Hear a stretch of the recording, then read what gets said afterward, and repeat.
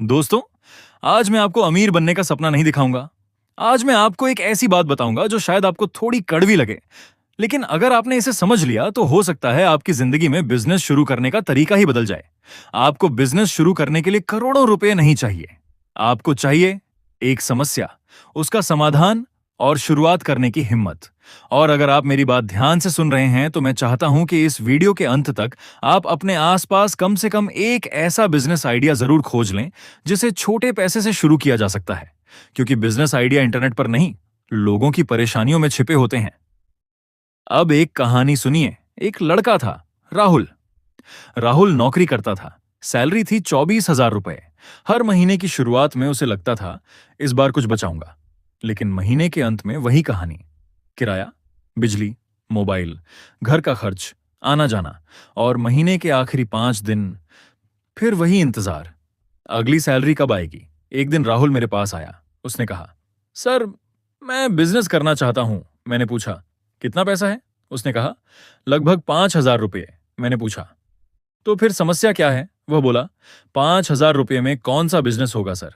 मैंने उससे कहा, तुम्हारी समस्या 5,000 रुपये नहीं है। तुम्हारी समस्या यह है कि तुम बिजनेस को दुकान, मशीन और लाखों रुपए से जोड़कर देख रहे हो। मैंने कहा, आज से एक काम करो, अपने आसपास देखो, लोग किस चीज के लिए परेशान हैं। राहुल अगले दिन से लोगों को ऑब्जर्व करने लगा। सुबह वह ऑफिस जाता था। उसने देखा कि उसके ऑफिस में लगभग 70 लोग रोज बाहर से खाना मंगवाते थे। किसी को खाना महंगा लगता था, किसी को देर से मिलता था, किसी को घर जैसा खाना नहीं मिलता था। तभी राहुल को एक आइडिया आया, ऑफिस लंच सब्सक्रिप्शन। लेकिन ध्यान दीजिए, उसने तुरंत 5,000 रुपये का खाना नहीं खरीदा। उसने किचन नहीं खोला, लोगो नहीं बनवाया, वेबसाइट नहीं बनाई, इंस्टाग्राम पर एडवर्टाइजमेंट नहीं चलाया। उसने सिर्फ 10 लोगों से पूछा, अगर आपको घर जैसा खाना रोज ऑफिस में मिल जाए और कीमत 70 से 80 रुपए के आसपास हो तो क्या आप मंथली सब्सक्रिप्शन लेंगे?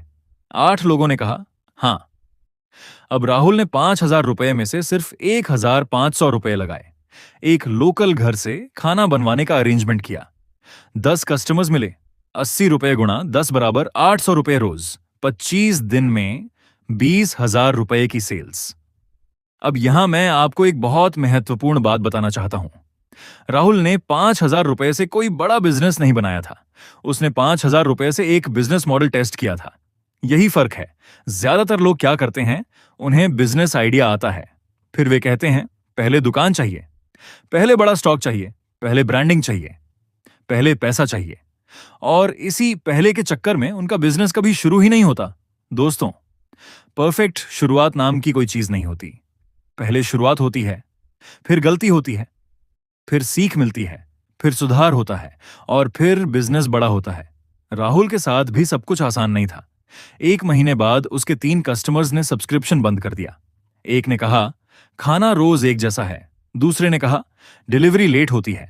तीसरे ने कहा, हमें ब्रेकफास्ट भी चाहिए। राहुल के पास 2 रास्ते थे। वह कह सकता था, देखा, बिजनेस मेरे बस की बात नहीं, या फिर वह पूछ सकता था, कस्टमर ने मुझे क्या सिखाया। उसने दूसरा रास्ता चुना। उसने मेन्यू बदला, ब्रेकफास्ट ऐड किया, डिलीवरी का फिक्स टाइम बनाया और कस्टमर से हर हफ्ते फीडबैक लेना शुरू किया। 3 महीने बाद उसके पास 10 नहीं, 65 कस्टमर्स थे। फिर उसने दूसरा डिलीवरी बॉय रखा, फिर एक दूसरा एरिया शुरू किया, फिर कॉर्पोरेट ऑफिसेस को टारगेट किया। और 1 साल बाद जो लड़का 24,000 रुपये की सैलरी के लिए परेशान था, उसका छोटा सा बिजनेस उसकी सैलरी से कई गुना ज्यादा रेवेन्यू जनरेट कर रहा था। अब जरा रुकिए, मैंने जानबूझकर यहां प्रॉफिट नहीं कहा। क्यों? क्योंकि बिजनेस में सबसे पहले रेवेन्यू देखकर खुश होना बेवकूफी है। आपको समझना होगा, रेवेन्यू कितना है, कॉस्ट कितनी है, प्रॉफिट कितना बचता है, कस्टमर दोबारा खरीदता है या नहीं, एक कस्टमर लाने में कितना खर्च आता है। यही असली बिजनेस है। और अगर आप बिजनेस शुरू करना चाहते हैं तो मैं आपको आज 3 सिंपल फॉर्मूलाज देना चाहता हूं। पहला, प्रॉब्लम खोजो, अपने आसपास देखो, लोग किस चीज के लिए परेशान हैं। मसलन घर में काम करने वालों की कमी, ऑफिस लंच की समस्या, लोकल दुकानदारों को प्रोडक्ट फोटोग्राफी की जरूरत, छोटे बिजनेसेस को इंस्टाग्राम मैनेजमेंट चाहिए, स्टूडेंट्स को नोट्स चाहिए, सीनियर सिटीजन्स को मेडिसिन पिकअप सर्विस चाहिए, लोकल दुकानों को व्हाट्सएप कैटलॉग बनवाना है, महिलाओं को घर से कस्टमाइज्ड फूड बिजनेस करना है।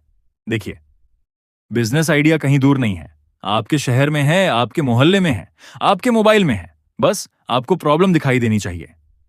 दूसरा, छोटा शुरू करो। अगर आपके पास 50,000 रुपए हैं तो इसका मतलब ये नहीं कि आपको पूरे 50,000 रुपए लगाने ही हैं। पहले 5,000 रुपए से टेस्ट करो। अगर रिजल्ट अच्छा है तभी 10,000 रुपए लगाओ, फिर 20,000 रुपए, फिर 50,000 रुपए। बिजनेस को पहले प्रूव करो, फिर स्केल करो। तीसरा, कस्टमर को सुनो।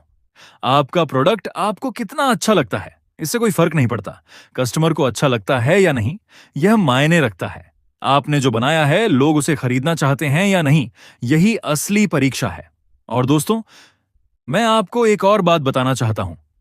बहुत से लोग मुझसे कहते हैं, सर मेरे पास बिजनेस आइडिया नहीं है। मैं कहता हूं, आइडिया मत खोजो, प्रॉब्लम खोजो। क्योंकि प्रॉब्लम जहां है वहीं बिजनेस की संभावना है। अगर किसी के पास समय नहीं है, आप सर्विस बेच सकते हैं। अगर किसी के पास स्किल नहीं है, आप स्किल बेच सकते हैं। अगर किसी को कन्वीनियंस चाहिए, आप कन्वीनियंस बेच सकते हैं। अगर किसी को सस्ता सॉल्यूशन चाहिए, आप अफोर्डेबल सॉल्यूशन दे सकते हैं। और अगर किसी को भरोसा चाहिए, आप ट्रस्ट बेच सकते हैं। याद रखिए, लोग प्रोडक्ट नहीं खरीदते, लोग अपना प्रॉब्लम सॉल्व करवाते हैं। कोई ड्रिल मशीन नहीं खरीदना चाहता, उसे दीवार में होल चाहिए। कोई एक्सपेंसिव सॉफ्टवेयर नहीं खरीदना चाहता, उसे अपना काम आसान करना है। कोई खाना नहीं खरीदना चाहता, उसे भूख मिटानी है। कोई कोचिंग नहीं खरीदना चाहता, उसे अपनी जिंदगी बदलनी है। यही बिजनेस की असली साइकोलॉजी है। अब मेरी बात ध्यान से सुनिए। अगर आप अभी नौकरी करते हैं तो नौकरी तुरंत मत छोड़िए। अगर आपके पास पैसा कम है तो कर्ज लेकर बिजनेस शुरू मत कीजिए। अगर आइडिया नया है तो पहले मार्केट टेस्ट कीजिए। और अगर पहली कोशिश फेल हो जाए तो खुद को फेलियर मत समझिए। बिजनेस का पहला वर्जन फेल हो सकता है, लेकिन आपका सपना फेल होना जरूरी नहीं है। आपको सिर्फ मॉडल बदलना है, कस्टमर बदलना है, प्रोडक्ट बदलना है, प्राइस बदलना है।